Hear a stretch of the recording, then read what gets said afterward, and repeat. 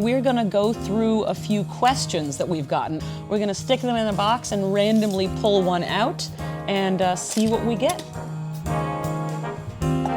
Peculiarities, oh, it starts with a fancy word already. Peculiarities for teaching regular classes versus single workshops. Okay, so ongoing classes versus workshops. One of the main differences between workshop lessons versus local classes is at workshops, you have one intense moment with your students and you want to leave them off with something that they can make use of in that evening of party, for example, or it's a contained moment compared to a local class.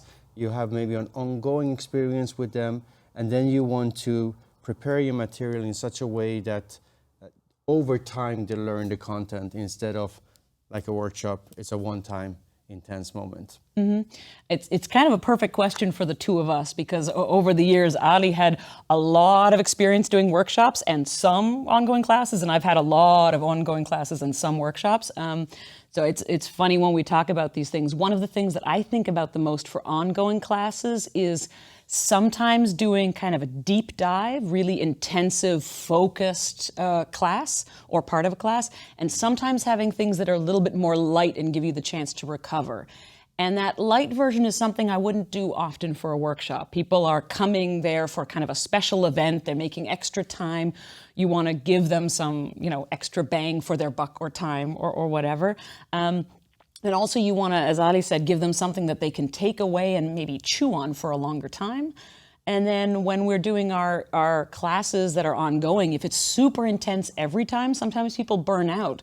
The pace of new material compared to the chance to just let it sink in and revisit it and develop it over time is just a whole different trade-off. So I like to think about how often are we going intense and how often are we going to relax. I want to add one last thing, and that's something I got from you actually when we were teaching together one of the local classes, and it's because typically in local classes, people are not consistently coming every week.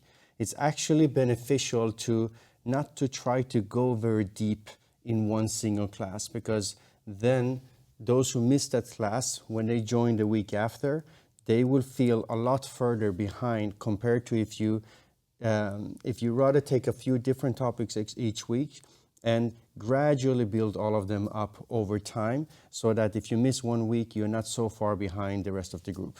There's one last thing I can think of, and I'm going to just do the opposite of I've had the pleasure to take workshop classes also from Ali and from others. And I think the best ones are when you really put yourself in the foreground in the best way, which is to say not make yourself be the center of attention. That's not really the idea, but think about where you are as a dancer, what excites you the most, and try to construct a class around that. Because part of what people are coming for is you and how you see the dance, and not just some kind of training that will be, broadly speaking, good for my development. They want to see what different perspectives are out there, and so try to share your perspective as clearly as you can.